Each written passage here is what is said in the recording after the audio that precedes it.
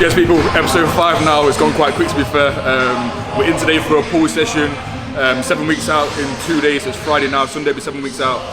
In for a pool session. So me and Harry are going to walk you through a little bit of our approach to pool and what we do to obviously attack it a little bit more in depth than what the other videos have been. So we're starting on a hamstring focus movement in a minute, but we'll get into that later on. For me now, 7 weeks out, it's getting tough. Like this week, it's hit me a little bit harder. Energy's dipping. The sessions are not too bad, but just getting through day-to-day work is quite hard now. It's definitely hitting me. Food is down, cardio is up. So 7 weeks ago, but yeah, we'll jump into the session. I'm going to give you, like I say, a bit more of a walkthrough, talk through the session, execution, stuff like that.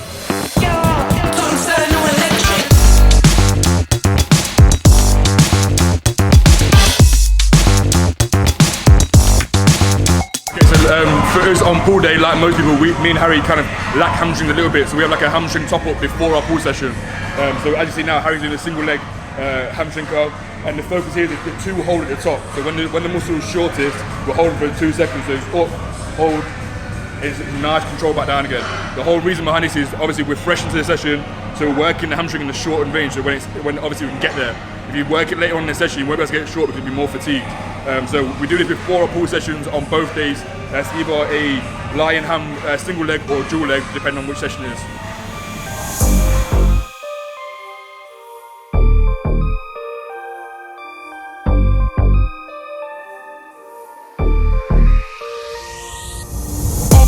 On track, now we gon' way up. W use as easy as a layup. Working late, stay up. Counting all the way up. Counting blessings, yeah, you know we pray up. Pray up. On track, now we gon' way up. Now we gon' way up. Now we going. On track, now we gon' way up. Getting loud there, isn't it, today? Okay, so our main hip today is the SLDL. You'll notice that me and Harry have slightly different setup. Harry comes off the blocks a little bit because he's taller than I am, had longer levers. He can't get into position if the weight is on the floor. So he has his slightly higher up so he can get into position without overextending his lower back. So if it was any lower down, he'd have to overextend his lower back and he'll cause an arc. So I do mine on the floor because I'm a bit shorter, Harry's a bit taller than he on the blocks. The main thing here is get your hips nice and high and make sure that when we do it, the knee doesn't bend, okay? Everyone in this will try and bend their knee when they go into a conventional deadlift. The whole point is to keep your hips nice and high so it's a straight leg the whole way through. You'll see here as well, when I'm in position, I'll depress my shoulders down and back.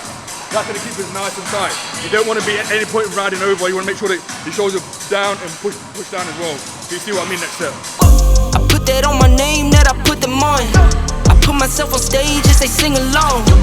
I might book a session, do 100 songs. I'ma let you hear them just to prove you wrong. Okay, so there, when I get in position, you'll see I'll push down into my back and keep it nice and tight. If not, once I get into position, I'll start to do this. That's going to take the tension away from your back. With a movement like this, you don't want to overthink how you're feeling it. You want to stay locked in position, then once you're in that position, make sure the weight's moving nice and smoothly. Control the eccentric, don't let it come crashing down. Make the most of the whole movement going up and down.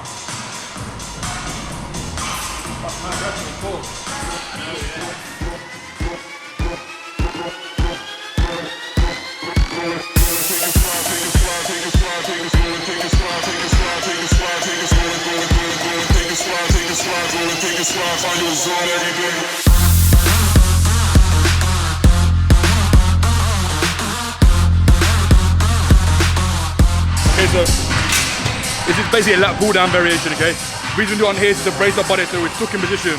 You'll notice my breast and leg is the side that I'm pulling to, so there's no hip rotation at all. I'm stuck in position, and then my elbow shouldn't come past my rib cage.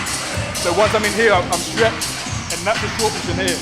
Okay, if you're pulling too far, you're gonna get upper back focus. We're going here to here, it's all in your lat, okay? Leg here, so there's no hip rotation, ribs down, stuck in, pull to here.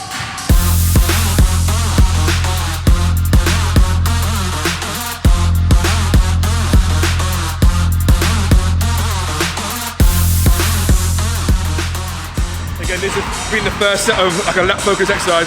We're getting a one holding when it's shortest, okay? Because the lat's still fresh in the session, we can hold and get it short. As we go further into the session, you'll see more stretches because once we fatigue the lat and the fatigue's higher, you won't be able to get it short as well. So utilize that at the start of the session to make sure you get it short as you can when you're as fresh as possible.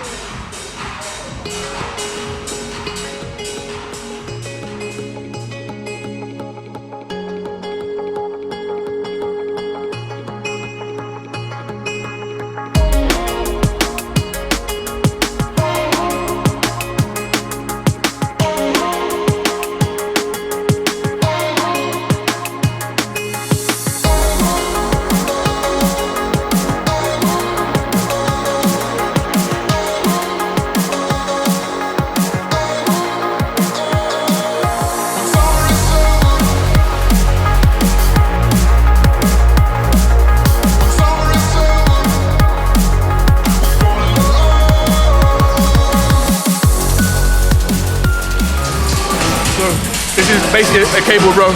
Again, we use the bench to brace ourselves so we're stuck in position. You'll see a lot of people with a cable row. If we're doing it single-handed, we'll over-rotate. And again, that takes tension off your lat, okay? The movement is still quite short, so you stretch, and your elbow doesn't come past your ribcage, so it's here to here. Once you're here, you should get a full tension on your lat. So the aim is not to over-rotate, so brace hard against the bench. Don't overcompensate that way or this way. So stuck in position, big elbow down, okay? Don't think about your hand, elbow down towards your hip, pull down, pull down, pull down. Perfect.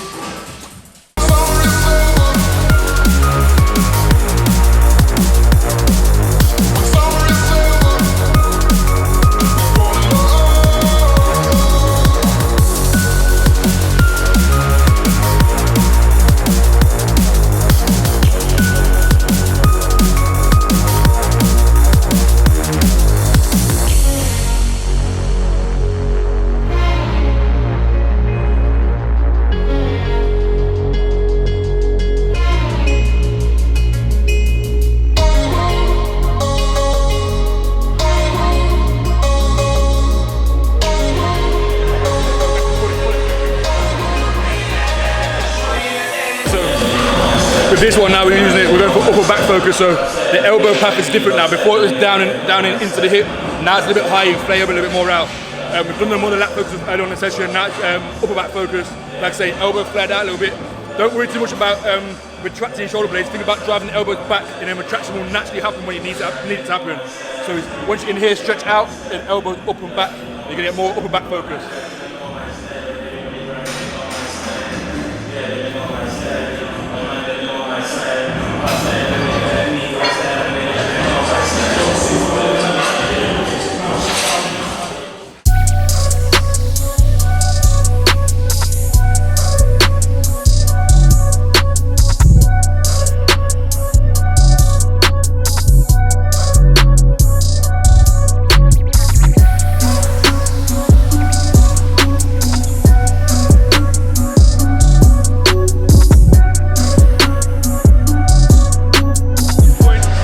Obviously the lats are fried, the back's fried as well, obviously we're back in the session now. Now we've got a assisted pull-up with a 3-second stretch. So obviously, like I said earlier, when the lats are fresh, we work in a short range. When the lats are fried, we work in a lengthened range. So we're stretching for 3 seconds. But here you'll see how he doesn't let the weight all the way go off. He keeps his shoulders depressed to keep the tension on the lat still. If you overextend, at that point you're taking the tension off a lat and it's not productive, okay? So you keep your shoulders depressed in, but stretch out from there.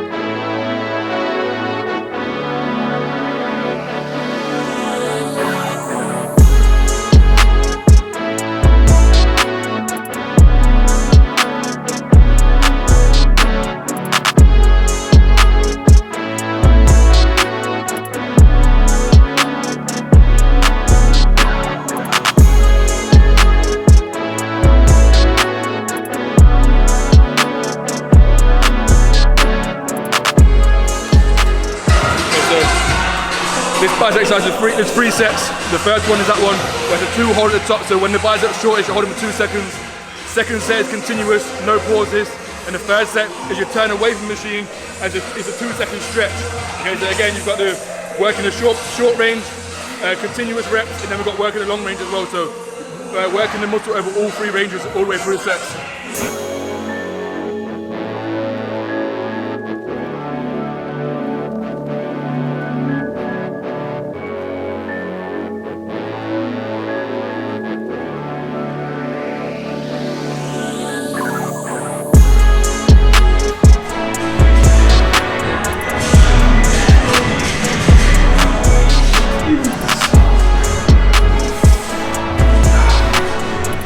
So that is the session wrapped up.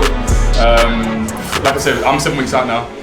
Feeling in a good position, but it's getting a lot harder. Like the leaner you get, the more it's just harder to drag yourself around day to day.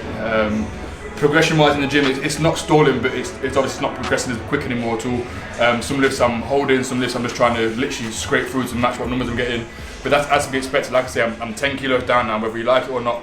As body weight comes down, obviously your performance in the gym is going to slip slightly because weight moves weight in some essences. You don't have the same stability, and obviously as food decreases, training performance decreases a little bit as well. So progression has now been taken different sort of ways. If I can match numbers, if I can improve form, if I can control tempos really well, that's still progression in a deficit. I'm not saying let numbers just regress, obviously I'm not trying to do that, but you have to pick your battles, especially my sort of job I do.